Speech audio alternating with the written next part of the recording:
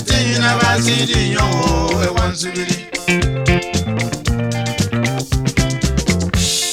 Ukamere mesati na basidi yo e wansibiri.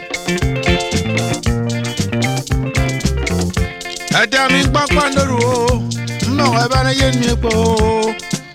Kpakpandoro ndembo e bana yen mi po.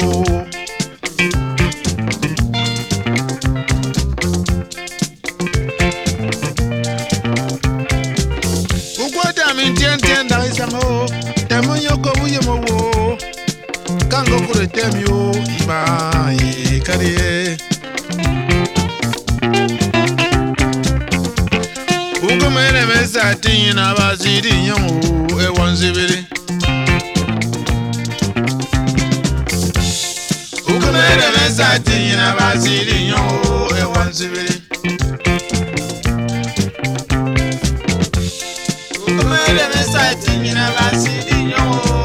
Aja foma yomo dini mama o kamsine kuli ko kebiro ayori yo so ayori mama abasi bo yanganya.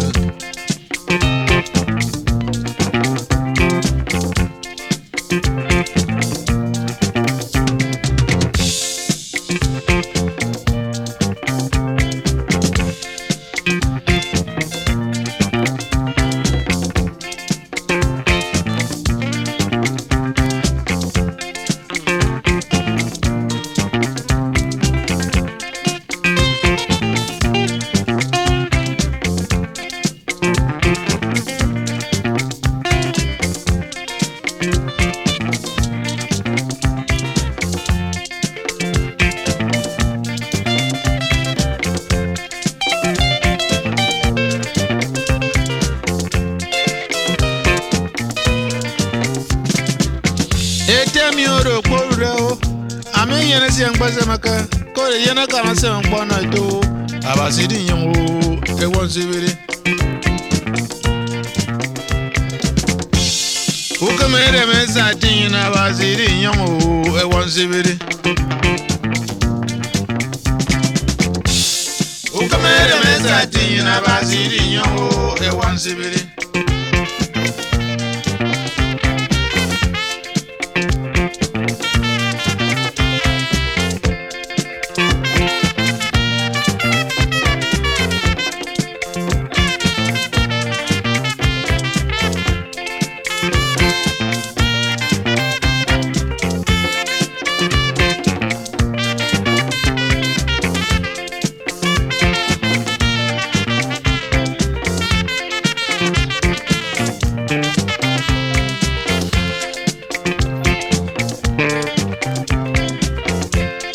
Ukamere mesati na basidi yo e wansibiri. Ukamere mesati na basidi yo e wansibiri.